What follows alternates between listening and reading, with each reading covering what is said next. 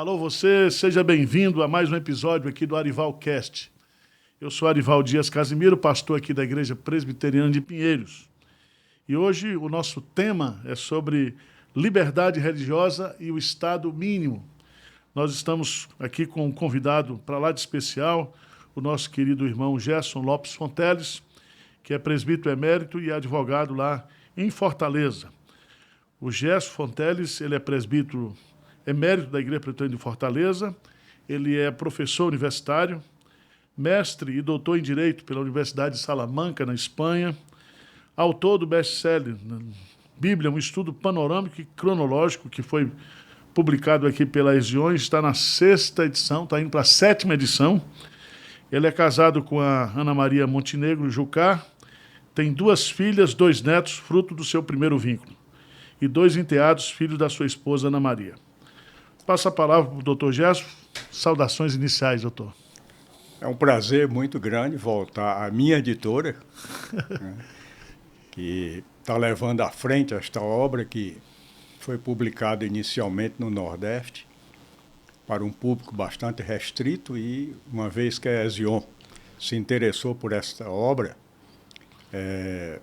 muito me alegra porque é um livro maduro que traz o ensino bíblico para muita gente. Isso. E o propósito é exatamente isso, conhecer a palavra para as pessoas. É isso aí. Antes de nós entrarmos aqui no nosso tema de hoje, nós vamos falar um pouquinho aqui sobre os nossos patrocinadores. Tenda Criativa, agência de marketing e audiovisual. A Tenda Criativa, ela é uma agência cristã especializada em marketing digital. Se você é um empresário e quer alavancar o seu negócio no digital, ou se você é pastor e deseja aprimorar o trabalho da sua igreja nas redes sociais, entre em contato com a Tenda. É uma turma jovem, é uma turma antenada que vai orientar e que vai fazer bombar aí as suas redes sociais. Também, outro patrocinador nosso é a Unibig Media, desenvolvendo criadores de conteúdo. Esta é uma das empresas top que nós temos no mercado brasileiro, com sede em Belo Horizonte. É uma consultoria de inteligência digital no YouTube. Eles trabalham com o propósito de identificar e desenvolver criadores de conteúdos, conectando marcas ao seu público. Então, a sua marca deve ter um público, deve ter um nicho de mercado, então ela faz essa conexão. É um trabalho extremamente profissional, eles são hoje muito respeitados no Brasil, está aí entre uma das melhores empresas nessa área. E, por fim, Porte Contábil, escritório de contabilidade e consultoria empresarial. Esses irmãos, eles atuam no mercado há mais de 20 anos, atendem tanto empresas, né, comerciais, industriais, prestadores de serviço. Então, se você está precisando de um escritório com confiabilidade e com capacidade, contate a Porte Contábil, tá bom? E se você quiser participar, ser um dos nossos patrocinadores, aqui nós não temos nenhum fim lucrativo, mas apenas com o objetivo de custear aqui as despesas e também levar esses bate-papos aí para o público em geral. Tá bom? Doutor Gerson, é um privilégio muito grande tê-lo aqui conosco. Segunda vez, né? Sim. Quando você vem aqui a São Paulo, sempre é um privilégio muito grande recebê-lo. Um pouquinho aí da sua trajetória de vida e profissão. Você é uma família tradicional presbiteriana lá de Fortaleza. Sim, essa foi a grande herança que minha mãe nos deu, o Evangelho, né? Tenho 7 irmãos, todos integrados à igreja, todos são cristãos. Certo. Já estamos vendo a 3ª geração sendo abençoada, todos Sim. Muito bem. Graças a Deus. Só temos gratidão em torno disso, porque essa herança do Evangelho nos fez prosperar em todas as formas, inclusive materialmente. Né? A nossa origem é uma origem humilde, todavia o resgate da nossa família aconteceu por uma coisa muito importante que nós valorizamos, a educação. Certo. Eu tive o privilégio de ter escola primária de qualidade, escola secundária de qualidade, universidade federal de qualidade. Portanto, é lamentável que isso não tenha sido mantido. E o resgate da minha família foi exatamente pela educação e pelo estudo. Hoje, quando eu entro numa sala de aula para transmitir algum conhecimento, eu digo para os meus alunos, eu vim aqui pagar uma dívida, porque vocês me deram o que eu tenho hoje para devolver de forma gratuita para os alunos. Certo. Que foi exatamente ter recebido uma educação gratuita dada pelo Estado. O irmão é um advogado militante desde a sua formação? Eu sou contador de origem, estive em multinacional de auditoria, fiz toda a minha carreira de trainee até gerente top na Pricewaterhouse, uma excelente empresa de auditoria. Depois optei pelo direito, né? Fui também diretor de grande grupo nacional, para ter uma experiência em dois lados, uma experiência multinacional, uma experiência com empresa nacional. Depois optei em colocar a minha consultoria jurídica, que já vai para próximo de 40 anos. Né? Já estamos com 38 anos e alguma coisa. Hoje as filhas já estão comigo, são advogadas também. O bastão já está praticamente em vias de passar. Elas estão muito bem. E estou muito feliz, sou grato a Deus por tantas bênçãos recebidas no curso da minha existência. Aí estou saudável ainda e ainda trabalhando e eu digo para elas, não tirem meu brinquedo, porque eu gosto de trabalhar. É isso aí. Mas o senhor fez o seu mestrado e o seu doutorado lá na Universidade de Salamanca, na Espanha, e a sua tese de doutorado foi justamente sobre o Estado mínimo. E eu tive o privilégio até de ler uma parte, né, de começar a ler essa obra. E eu queria que o senhor explicasse para o nosso público, o pessoal que está nos assistindo. A gente ouve sempre falar, né, quanto menor for o Estado, mais livre seria a sociedade para investir, para produzir. O que o senhor explica para a gente aí, dá um resumo para nós sobre o Estado mínimo? Muito simples. Esse assunto ele já me atraía muito antes de fazer mestrado e doutorado. Quando eu cheguei em Salamanca, eu tinha que apresentar um projeto. E ele, de cara, foi bem recebido, porque eu nasci num Estado brasileiro que sempre foi um Estado macrocéfalo, Estado grande. Sim. Então, em que o Estado quer cuidar de tudo. Então, o Estado quer ser reitor, o Estado quer ser produtor de petróleo, quer ser distribuidor de combustível, quer ser todo tipo de atividade econômica, eletricidade, até comunicações, por aí vai. E acaba não fazendo o papel básico de um Estado. Certo.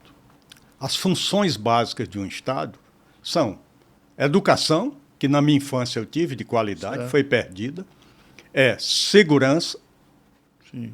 que lamentavelmente estamos muito mal nesse quesito, né? E por conta desse Estado grande, nós temos um problema seríssimo, porque a corrupção acaba um Estado... Hoje nós estamos vivendo, acho que nunca esse livro, na revisão, ele está esgotado, mas, se Deus quiser, vamos partir para uma edição nova, um tanto reformulado. E aí as funções básicas do Estado são desprezadas, são... Saúde, segurança e a segurança pública é uma calamidade. E educação. Então, as três áreas básicas de um Estado. Certo. Aí viria mais a diplomacia e a defesa, certo. Que todo Estado nacional tem que ter isso. Então, o Brasil despreza as suas funções básicas e gasta energia com aquilo que a atividade privada poderia fazer melhor. Certo. E um exemplo absolutamente atual era a comunicação. Comunicação era segurança nacional, comunicação não podia ser privatizada. E veja o que ocorreu com a comunicação no Brasil depois que se privatizou. Esse elogio caberia ao Fernando Henrique Cardoso, realmente, entre muitas coisas boas que ele fez. Eu só não concordo com a muito ruim que foi ter comprado a reeleição. E agora estão estudando como voltar a ter 5 anos e não ter mais reeleição, porque isso degenera a própria operação do Estado. De modo que, Estado mínimo, vamos conversar um pouco sobre isso, mas é um assunto da minha predileção e num momento muito oportuno em que o Estado está sendo cada vez... As suas fronteiras estão enlarguecidas, né? Cada vez se arrecada mais, mas o serviço público se degrada, a gente não tem a contrapartida, né? A contraprestação do poder público para o cidadão. Certo. Porque as funções básicas estão atrofiadas, não estão desenvolvidas. E há também uma questão de gestão, né? Porque se você pensar no orçamento do Brasil, o orçamento hoje para a educação, para a saúde e segurança não é baixo. Não. Eles já estão definidos lá na Constituição, né? Como verbas carimbadas. Carimbadas, né? Então, outro dia eu estava... você vai para a gestão, por exemplo, na área da saúde mesmo, tem muita corrupção na compra de medicamentos, de remédios, administração de hospitais públicos, né? Ainda que haja aí todo um trabalho hoje do governo através dos TCUs aí da vida, mas, infelizmente, ainda prevalece essa questão da corrupção. Mas até que ponto o senhor acha que é saudável a interferência do Estado? Quanto o defensor do Estado menor, do Estado mínimo, é exatamente um Estado não intervencionista. Sei. O Estado, quando ele intervém, ele tira uma coisa preciosíssima que o liberal defende, que é o individualismo, certo. Que é deixar que as forças da sociedade elas se desenvolvam naturalmente. Certo. A criatividade vem exatamente da liberdade de empreender. Certo. E o artigo 170 da nossa Constituição, ela dá liberdade de empreender. Só que o governo, ele quer cercar, quer controlar absolutamente tudo e acaba não controlando. Sei. Porque nós nordestinos dizemos, quem muito abraça, pouco aperta. Certo. Então o Estado brasileiro, existe hoje o governo atual, ele tem uma espécie de religião, idolatra o tamanho do Estado. Certo. Isso é muito ruim, porque o Estado, se ele é pouco interventor e ele deixa que as forças da sociedade, elas espontaneamente ajam, isso traz uma energia enorme para um progresso social. Mas é interessante o senhor colocar isso aí, porque, infelizmente, nesses últimos anos do Brasil, você tem hoje o Estado com um pai, um paternalismo, né? Eu me lembro, por exemplo, quando eu era criança, o pobre não tinha uma casa para morar, ele se esforçava, trabalhava, comprava um lote lá na periferia, construía a casa dele, depois ele ia trabalhando, melhorando de vida, né? Hoje não, hoje existem as associações que querem casa do governo, né? Que querem tudo do governo. As benesses. Todos os benesses. E aí, o que acontece? Essa pessoa, ela se torna uma pessoa improdutiva, dependente do Estado, né? Como nós temos, por exemplo, eu acho que no Brasil nós temos, eu creio que, uma necessidade de um assistencialismo, de uma assistência para tirar a pessoa de uma condição miserável, emergencial. Mas essa questão está provada nos países onde houve a liberdade de produção, onde o Estado não se tornou sócio porque hoje no Brasil você vai abrir uma empresa, você já tem um sócio que é o governo que já lhe come ali parte do seu lucro com impostos, né? Hoje não tem. A dificuldade que você tem para produzir hoje no Estado é muito grande. E a minha preocupação, aqui eu estou colocando o senhor, eu estou falando besteira aqui, né? Ao invés de diminuir impostos, essa é uma tese que o liberal defende, que já está comprovada, né? Que funciona. Que funciona cientificamente.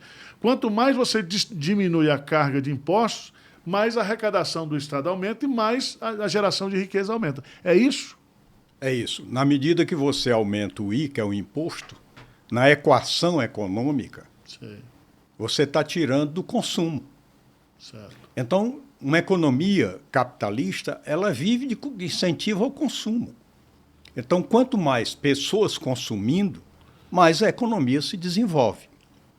Aí eu sempre pergunto para um esquerdista, pergunte para a China se ela quer deixar de ser capitalista.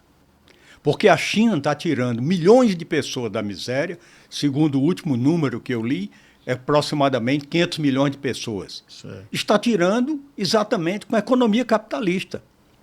E uma economia capitalista ainda naquela fase do laissez-faire, em que não é respeitado o meio ambiente, não é respeitado leis trabalhistas, é uma coisa meio ainda maluca, mas funciona. Certo. O que tira as pessoas da miséria é mercado. Eu sempre digo a frase do Roberto Campos. Ele dizia que era um grande liberal que o Brasil teve, né, junto com Eugênio Goudin, que foi seu professor. O neto dele agora, né? O neto dele é o presidente do Banco Central e é um liberal, É. né, e um homem capaz. E é quem está segurando, apesar do tiroteio que ele sofre, é quem está segurando a inflação no Brasil. Certo. Né? E ele é de uma escola exatamente do avô.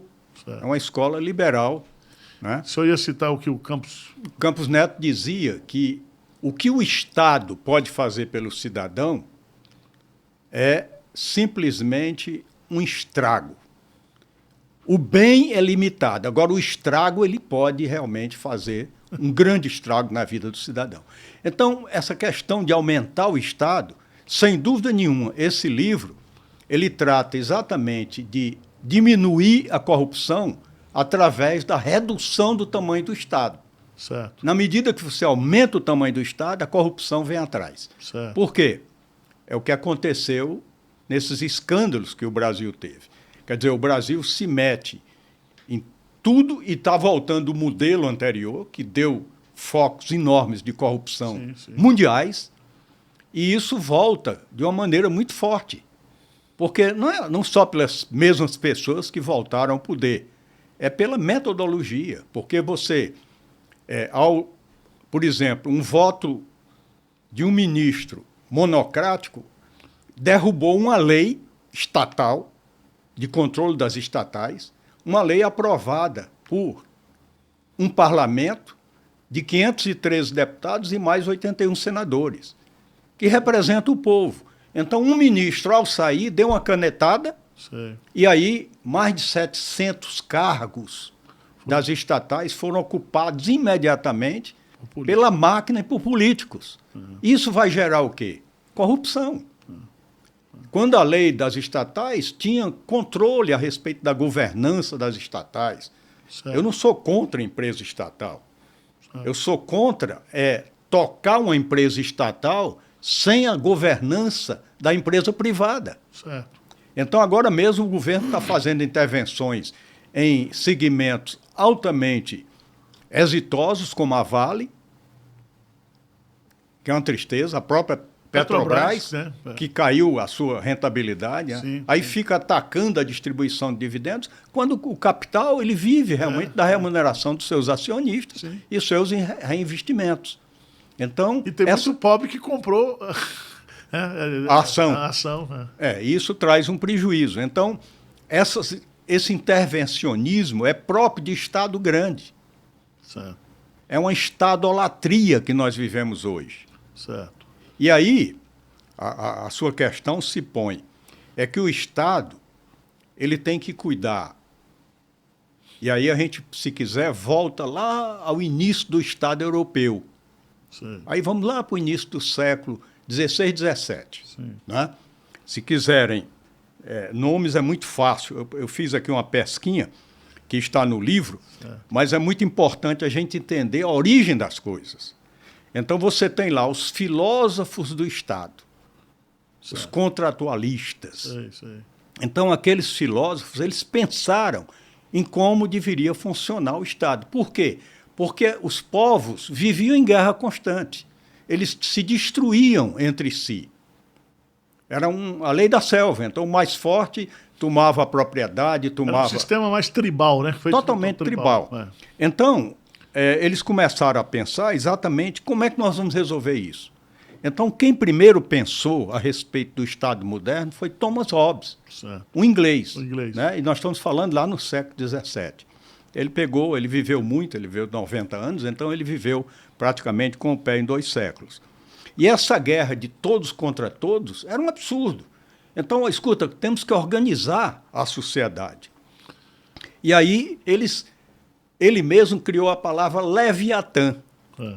Leviatã é exatamente o nome que ele deu ao Estado. Certo. O que é? Esse ente neutro que deveria arbitrar os conflitos tribais.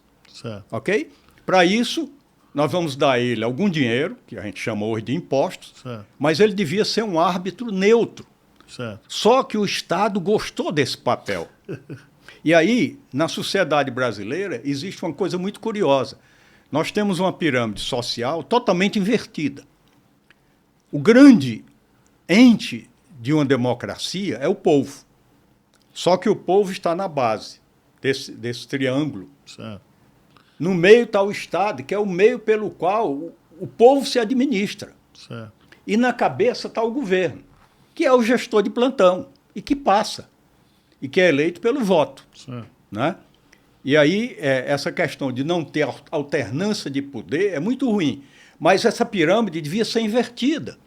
A sociedade é o grande ente, e, aliás, isso está no primeiro artigo da nossa Constituição, né? O poder emana do povo.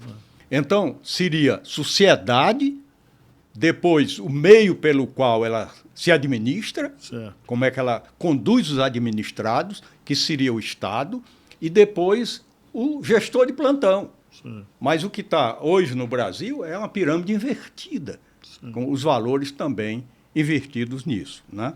Então, esse Leviatã foi criado lá com o nosso amigo Thomas Hobbes, que era um filósofo do Estado. Na sequência, vem uma coisa muito curiosa. Outro iluminista, aí já no início do século XVIII, que foi Rousseau, Jean-Jacques Rousseau.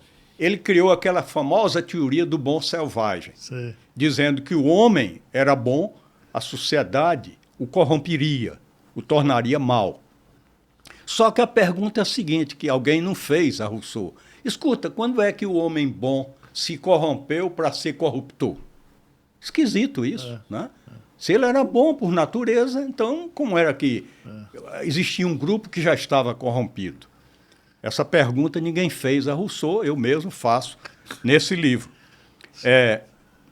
Depois, na sequência, vem um grande filósofo, que, aliás, ele é o pai até das ideias dos pais americanos, sim, que é John Locke.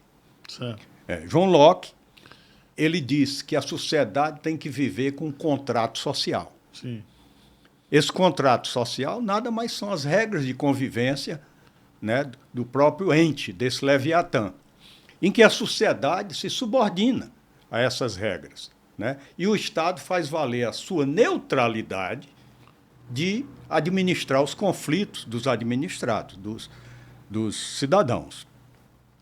John Locke inspirou os pais da Constituição americana a tal ponto que a Constituição americana ela é lockeana. É lockeana. E aí liberdade extrema, plena. Então, o que aconteceu? Hoje, a maior economia do mundo, a maior economia liberal do mundo, e aquela que privilegia o indivíduo e não o coletivo, todo estatista, ele quer apagar o indivíduo. Ele quer que as forças sejam para o coletivo. Então, ele nivela os talentos. Mas eles esquecem de que as pessoas não nascem iguais. Certo. Eu até, com todo o respeito que nós temos à nossa divindade, eu costumo dizer que Deus limitou a inteligência. Mas se eu tivesse que imputar um defeito ao Criador, eu diria que ele não limitou a burrice.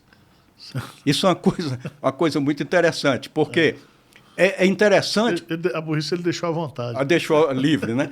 É interessante como a gente insiste, o Brasil insiste, em ir com as políticas da esquerda que não deram certo em lugar nenhum do mundo. A experiência recente, não precisa a gente voltar para outras gerações, basta a gente olhar a Alemanha, dividida por um muro. O que aconteceu? A população viu que o outro lado tinha liberdade e derrubou o muro. Certo. Isso a gente pensava que tinha realmente definido que a esquerda estava morta. Mas não, eles insistem com essas políticas estatistas de cada vez ter um Estado maior, protetor, que quer cuidar do cidadão do berço até a cova. Isso não existe. Não, e uma coisa terrível também que esse sistema cria é o sistema do sindicalismo, né? Sim. Que é justamente essa criação de setores, de grupos de interesses localizados. O americano chama isso de rent seeking. Sim. Que é exatamente os grupos de interesse.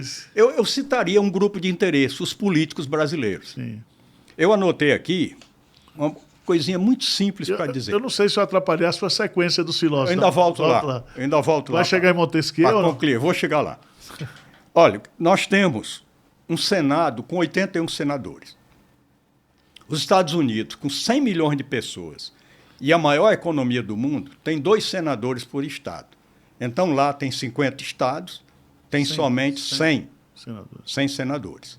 Mas o Congresso lá é menor, porque ele só tem 400 deputados federais. Nós temos 513.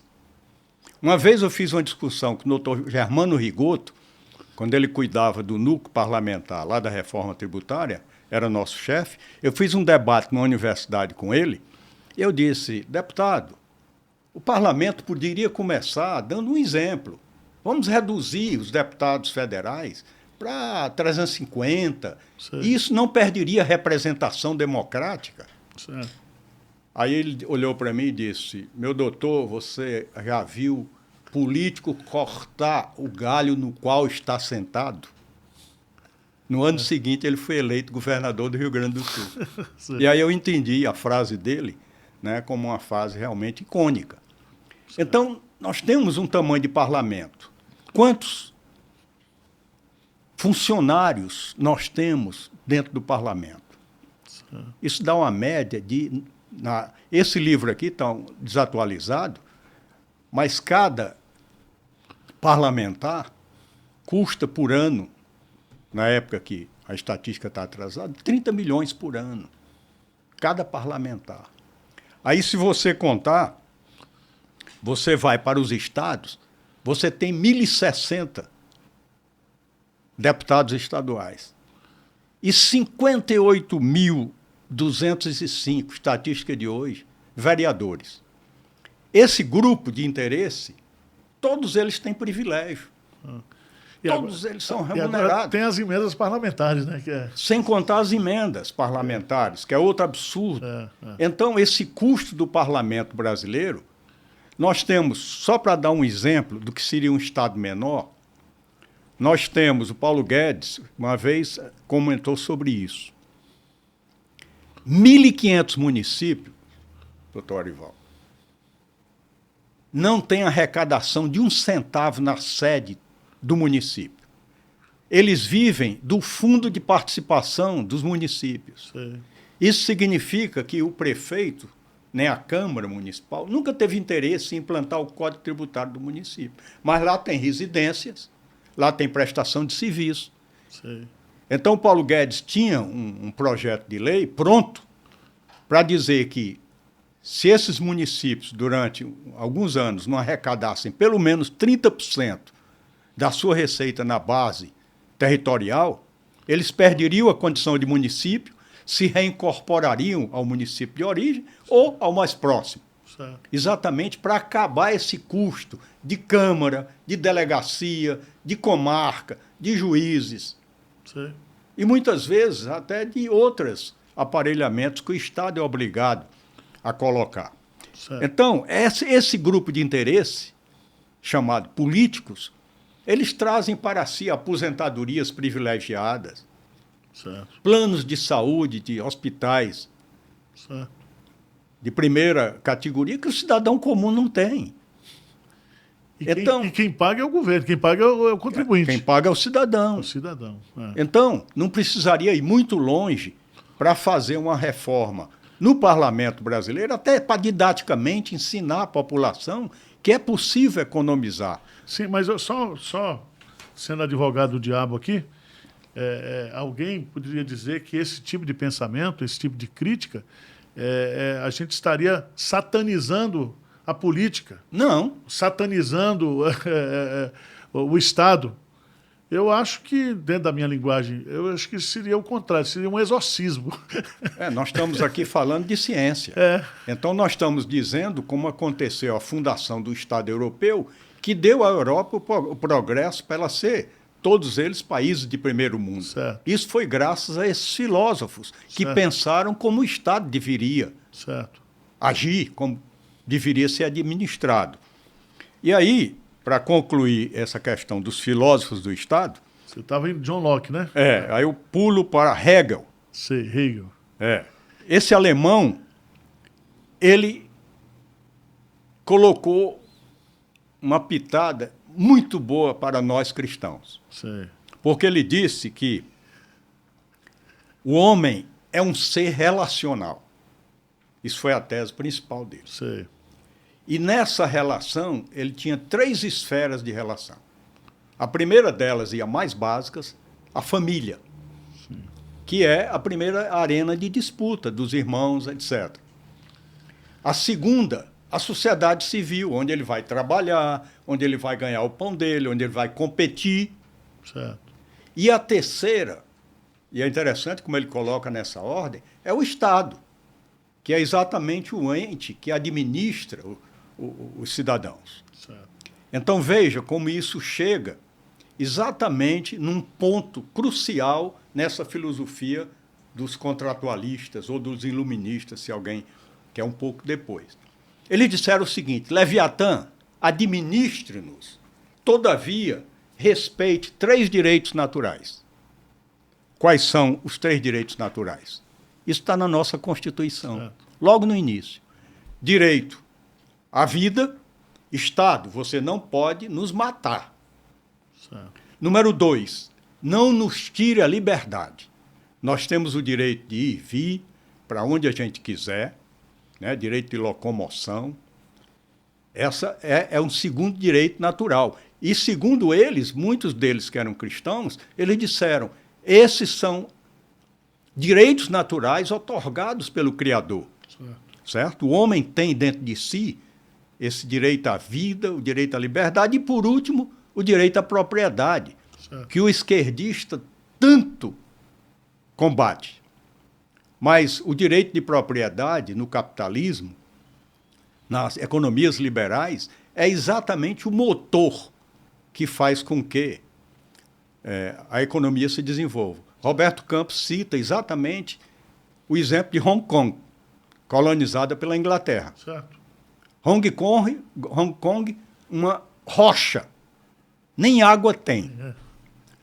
E hoje tem uma renda per capita maior do que a metrópole colonialista que é a Inglaterra. Sim. Por quê? O que foi que aconteceu lá? Você dá uma rocha inóspita ao homem e diz assim, essa rocha é sua. Aí quando você voltar, tempos depois, você vai encontrar flores nessa rocha. Porque é isso que estimula a capacidade produtiva do sujeito. A criatividade, a produtividade. A produtividade, certo. O querer ter o seu. Certo. Não é questão de ser ambição. Certo. Não é? Porque a sociedade capitalista, ela tira pessoas da miséria. O mercado tira pessoas da miséria. Certo. Isso está provado pelo mundo inteiro. Certo. E os países que optaram por políticas de grandes estados e de abafar o individualismo, que é criativo, eles fracassam. Certo. Eu me atreveria, antes que você siga, citar uma frase muito interessante que eu li há poucos dias da Margaret Thatcher, que era uma liberal. Guerreira, é uma guerreira ali, né? É uma liberal. A Dama de Ferro lá. Dama de Ferro. Eu me inspirei muito nessa obra, porque sim, ela era fã de Hayek, que era o filósofo austríaco, e ela também estudou em Oxford. e adorou o livro dele, O Caminho da Servidão, que é um livro muito interessante sobre isso. Ela diz o seguinte: um comunista, quando fala, mente. Quando ele cala, ele encobre. Quando tem poder, ele rouba. E quando perde o poder, ele destrói. Assim construíram a história comunista no mundo. Frase de Margaret Thatcher. Fato. Que é exatamente... É fato. A história prova isso. Sem contar que outras frases dela mostram o quanto são maus. São governos que matam pessoas. Porque já que eles não valorizam o indivíduo é uma peça numa engrenagem. Certo. Então matam de fome, matam de maneira cruel. Mas eu queria... Vai lá. O que mais tem aí? Eu queria que o senhor falasse um pouquinho... Eu vou para a Constituição. Não, eu queria que o senhor fosse para a Argentina. Para falar desse exemplo que nós temos aqui agora, houve uma mudança política, né? E o cara lá é maluco, o Milei, e a imprensa brasileira bate bastante nele aí. Ele está agora, acho que no terceiro mês de governo, e a coisa está se revertendo do ponto de vista das contas públicas, né? Claro que ele não vai consertar em 3 meses. Em 3 meses o que passaram 30 anos destruindo. Mas... Não, 30 anos não. A Argentina foi destruída por populistas. Eu conheci a Argentina ainda um país desenvolvido. Sim. Hoje é um país que tem quase a metade chegando na pobreza, se não na miséria. E quem fez isso? A esquerda. A esquerda. Então, essa reação de um liberal até extremado, porque ele chega a ser um anárquico liberal, que o liberal não é para ter anarquia, mas a anarquia estava tão instalada na sociedade que ele entrou para o discurso. Obviamente, o discurso de campanha normalmente é mais radical do que a realidade do governo depois. Certo. Então, ele está amenizando já em algumas coisas, né? Certo. Mas, sem dúvida nenhuma, ele já conseguiu jogar a inflação de 25 para 15. Ele já conseguiu ter superávit primário. Mesmo com toda a diversidade e até as forças sindicais, que são grandes na Argentina, até mais fortes do que no Brasil, contra ele, que são os grupos de interesse que perdem. Na hora que ele fecha uma emissora estatal, que só servia para dar emprego, obviamente a grita é grande. O repórter que perdeu seu emprego não aceita aquilo com facilidade, mas vive à custa do Estado. Esse que é o grande problema. Certo. Então, eu entendo que a Argentina, se deixar que o Milei siga com as políticas liberais que ele tem, sem dúvida nenhuma, ele vai chegar a bom termo. Tá bom. Agora, saindo dos filósofos do Estado e dando um pulo para o início da nossa Constituição. A nossa Constituição, ela é uma Constituição liberal e ela tem, eu estudei muitos artigos que são hayekianos, que são absolutamente liberais. O problema hoje no Brasil é que nós temos uma corrente, sobretudo de juristas na Corte Superior, de um neo-interpretativo da Constituição. Interpretar a Constituição pelo que está acontecendo na sociedade. Entendi. Aí é como um deles disse há pouco tempo, empurrar a história. Mas empurrar a história contra o que está escrito na Constituição...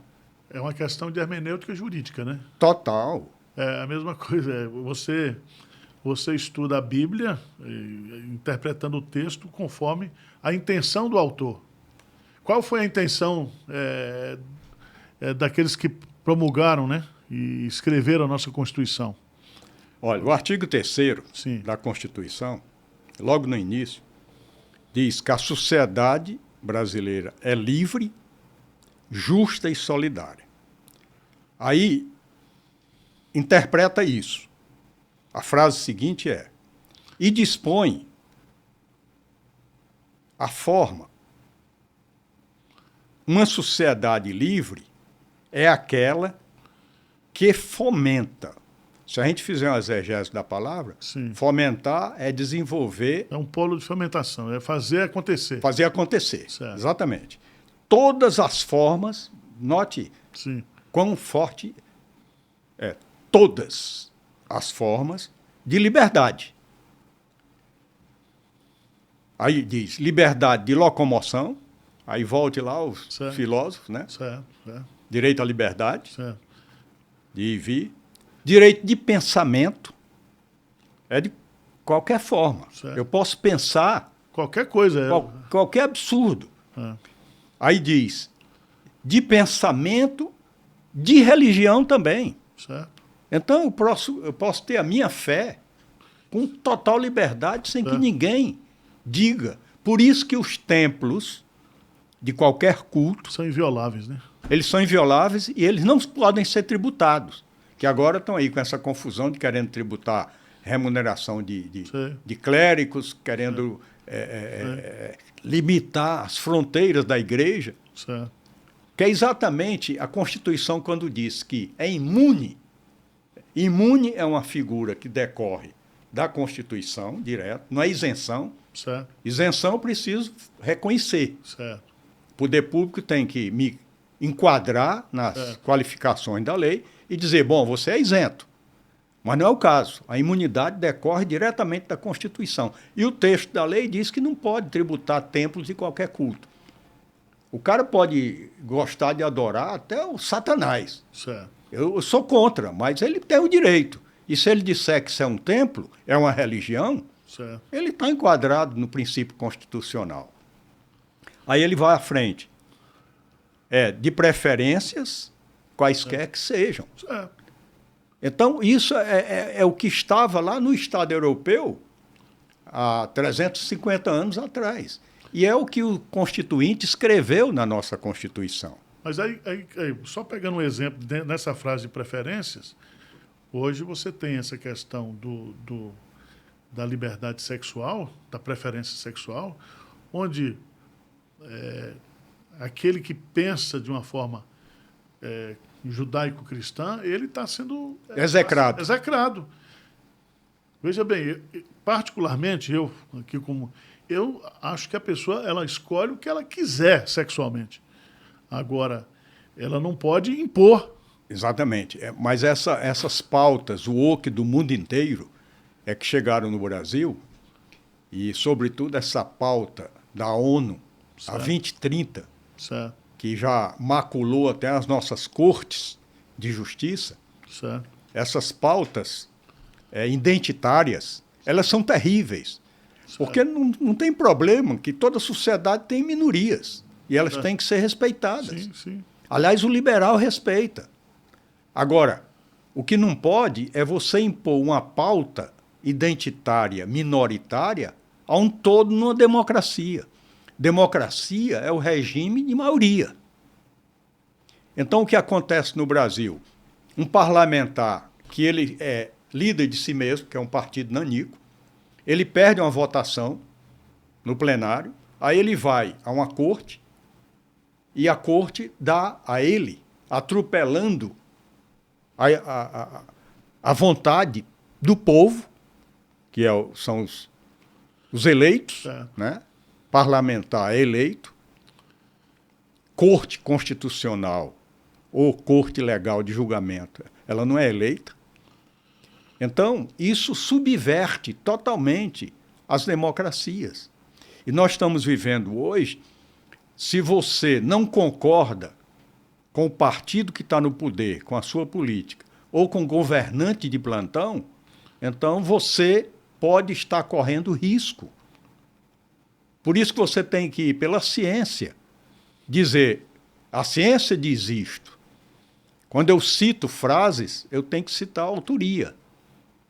Porque hoje até os órgãos estão sendo responsáveis por um entrevistado que diz uma bobagem qualquer, o que é incrível. Certo. Aí o direito de ter opinião começa a ser cerceado. Isso é muito ruim. para a democracia. Agora, doutor, eu queria que o senhor dissesse, o senhor é um jurista, o senhor é um pensador, é um professor universitário, o senhor não é um homem de mente fechada, mas o que nós estamos vivendo no Brasil hoje? Essa ingerência do poder judiciário na liberdade de expressão. Nós estamos vivendo uma ditadura, ou um princípio de ditadura, ou não? Esquece, eu não estou aqui falando dessas brigas políticas partidárias, porque isso aí é uma coisa que vai acontecer sempre, né? Mas do ponto de vista da prática do direito hoje, eu estou falando isso porque eu tenho acompanhado os comentários do doutor Ives Gandra, porque ditadura é quando você rasga a Constituição, né, no Estado de Direito. É quando a Constituição ela começa a ser desrespeitada, ela começa a ter uma interpretação muito mais pragmática do que o próprio texto da Constituição, né? Na sua opinião, o que nós estamos vivendo hoje? Nós estamos num caminho muito ruim, num caminho de cerceamento das liberdades, sobretudo com censura absolutamente velada. Certo. Por exemplo, eles estão criando agora, o Tribunal Superior Eleitoral está criando uma legislação infralegal, certo, que com certeza esse artigo 3º está sendo ferido, em que vai se combater desinformação. Eu estava lendo essa semana. O que significa combater desinformação? Eu não encontrei na legislação, não tem texto legal nenhum que diga, que defina. O que é desinformação? Porque não existe crime sem lei anterior, né, que preveja aquele crime, que estabeleça aquele crime. Isso é da Constituição e é do artigo 5º. O artigo 5º da Constituição, só para esclarecer, é um artigo dos mais bonitos de qualquer Constituição no mundo. São 79 incisos no artigo 5º. Todos com garantia de direitos. Pelo menos 5 categorias, sim, de direitos. Desde do direitos fundamentais, certo, depois direitos sociais, direitos, certo, políticos, etc. Quando a Constituição de 88 ela foi fermentada, foi num período muito ruim politicamente. Certo. Por quê? Porque a turma que tinha ido para o exterior, por causa do regime militar, essa turma estava voltando, eles tiveram a oportunidade de se candidatar, porque foram anistiados, certo, todos eles foram anistiados. E aí a Constituição foi feita sob uma ótica de proteger aquilo que eles tinham sofrido. Sim. Perseguição, tortura, sim, etc. Então eles quiseram colocar para o cidadão, mas obviamente queriam eles mesmos se proteger, sobretudo a esquerda, então colocaram essas garantias individuais no artigo 5º da Constituição. Ótimo. Só que isso beneficiou também o criminoso comum. Na hora que você diz que você só pode prender depois do trânsito em julgado, isso é um princípio constitucional. Está lá. Aplica-se a todos. Claro, tem que aplicar a todos. Então, o bandido foi beneficiado. Certo. E aí, veja, aí eu como advogado, eu estou lhe dizendo, por que é que a jurisprudência do Supremo mandava prender em 2º grau? Porque a instrução processual, ela terminou no 2º grau. Sei. 1º grau, 2º grau. A instrução probatória, todas as provas testemunhais, materiais, se esgotaram. Os recursos daí para frente, para o STJ ou o Supremo, seja recurso especial ou extraordinário, são recursos para exatamente verificar se o cidadão que está condenado e vai preso, se tudo foi respeitado, sobretudo os seus direitos. Porque eu sempre digo, pastor... Não tem o poder de reformular a pena. Não. Só se houve realmente erro grave, certo, ou então um fato novo, ou então uma lei posterior que beneficia aquele crime, não é? Porque retroage. No crime se retroage a pena mais amena. Só que a prisão em segundo grau, ela devia ser revista, porque ela cabe. As democracias no mundo, elas prendem no segundo grau, porque não há mais o que fazer. Em questão probatória, é isso que eu estou querendo referir. E aí, obviamente, se tinha interesses maiores, e parece-me que sim, a respeito das intenções de acabar, no próprio Supremo, mudar a sua jurisprudência, que era consolidada, já era uma jurisprudência, como a gente diz, sedimentada, houve interesses, obviamente, com essa mudança. Eu queria... Não vai dar tempo para a gente fez uma pauta aqui, porque acho que nós vamos ter que fazer um só sobre liberdade religiosa. Sim. E não vai dar tempo para a gente explorar aqui, mas você que está nos assistindo aí, né? Espero que você esteja gostando aqui, porque nós estamos aqui com um professor falando de coisas complicadas de uma forma bastante simples, inteligível e chamando a atenção da gente, porque nós no Brasil hoje, nós estamos vivendo um momento muito perigoso do ponto de vista jurídico, né? Do ponto de vista de perder-se a liberdade. Então, isso é fato, não é discurso, não é narrativa de direita ou de esquerda. Nós estamos, de fato, vendo através das decisões aí do Supremo Tribunal Federal. Mas nós estamos chegando ao final, doutor, eu queria que o senhor falasse um pouquinho sobre essa questão das implicações de se perder a liberdade, eu diria da liberdade principalmente religiosa, para a questão do ensino, né? Nós estamos aí agora para discutir os próximos 10 anos do novo plano de educação, né? E o plano de educação traz alguns viés ali bem claros do ponto de vista ideológico daquilo que o senhor falou aí, da pauta da ONU, não da pauta da necessidade do povo brasileiro. Como é que o senhor vê isso? Eu vejo com muita tristeza, porque tudo começa na educação, sobretudo da juventude, das crianças. Sim. E quando você começa, por exemplo, que a gente vê, quando você faz uma pesquisa lá na Palestina com o Hamas, ou Hamas, como alguns pronunciam, o que é que acontece? As crianças foram educadas dentro do ódio, né? Do ódio. E aí, quando você faz uma pesquisa, eles admiram aquele grupo terrorista. E não adianta a gente dar outra qualificação, porque é um grupo terrorista, porque eles não lutam como uma força militar reconhecida pelos padrões, né, das nações civilizadas, né, pelo menos as convenções que as democracias têm, né, e que Israel é sujeito, mas o grupo paramilitar e terrorista, né, que recebeu ajudas enormes para educar a sua população, educa a criança com ódio e com arma contra o vizinho. Certo. Isso não pode acabar bem. Então, essa questão de educar a criança não na matemática, no conhecimento, na ciência, na língua portuguesa, certo, aí começa a haver todo tipo de aberração. Aberração. Não há quem consiga, na biologia, ver além de sexo masculino e feminino.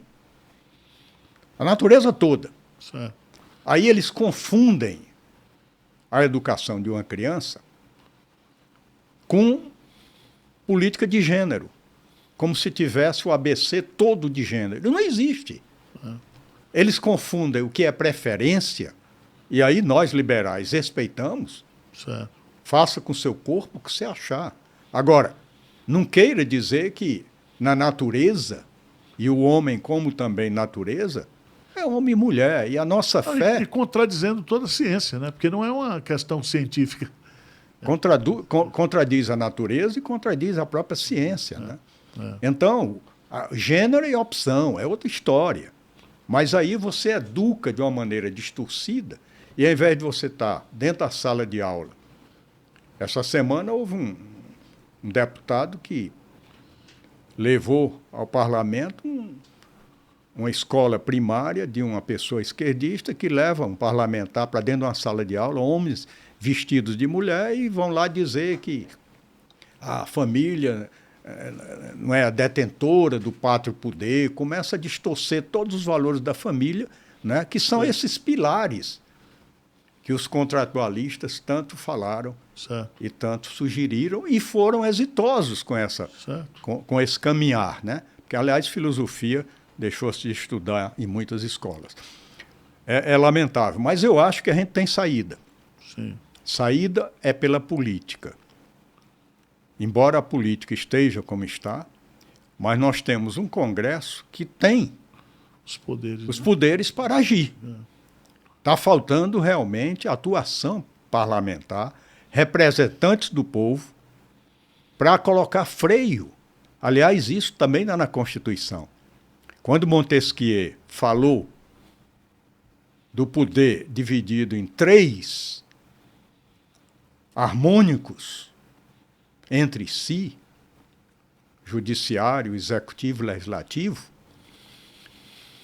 ele também inspirou o Estado moderno. E esses poderes existem na nossa República, né? Historicamente.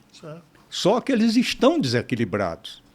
Porque o poder, é natural que um homem que recebe poder e ele invade uma competência do outro e ele não tem um esbarro, ele não tem um freio, aquilo o envaidece.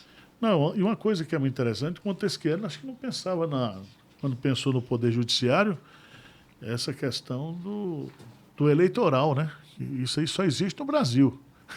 Esse negócio de tribunal eleitoral. Não, isso é uma aberração. Total. Né? É uma fortuna se gasta com isso para ter uma coisa.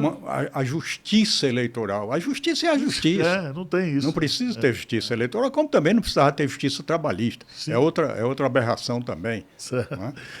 Doutor, isso aqui é uma bênção. A gente não quer nem parar, né? Mas louvado seja Deus pela sua vida, pela sua brilhante leitura, né? Pela sua capacidade também de discutir respeitando a opinião do outro, porque isso está difícil hoje, né? Quando você fala uma coisa, o cara já vem para cima com uma agressividade muito grande. Mas eu acho que é pelo caminho do debate, né? Pelo caminho aí da conscientização, que nós vamos superar o que está acontecendo no Brasil hoje, né? Faça suas considerações finais, eu quero te agradecer. Vamos marcar os próximos aí, né? Eu fico lhe devendo sobre liberdade religiosa especificamente. Tá, nós precisamos trabalhar isso aí, até para orientar os nossos irmãos da igreja e tudo. Mas é muito bom ter uma pessoa com essa sua lucidez, essa capacidade de leitura do que está acontecendo e dentro dessa perspectiva cristã, né? O senhor não perdeu a sua fé. Não. E vamos aguardar. Me dê esse livro aqui, se Deus quiser. Eu trouxe para você. Tá. A editora... Eu tenho poucos. A editora Ezion vai, provavelmente, está sendo feita aqui uma revisão dessa primeira edição. Estado Mínimo, Gerson Lopes Fonteles. E nós vamos... Veja o subtítulo na capa. O Estado Mínimo e a Corrupção. Uma proposta liberal para fazer recuar o tamanho do Estado brasileiro. Então, se Deus quiser, essa obra estará à sua disposição, não somente em livro, mas também em e-book. Futuramente, ainda esse ano, nós estaremos publicando esse material do querido irmão Gerson Fonteles. Muito obrigado. Obrigado, eu. Pode falar ali com seus... Estou à disposição. Espero ter contribuído numa linguagem bastante simples, não muito acadêmica, para transmitir conhecimento para os ouvintes da Arivalcast. O meu agradecimento. Deus os abençoe. Amém. Tchau e até o próximo.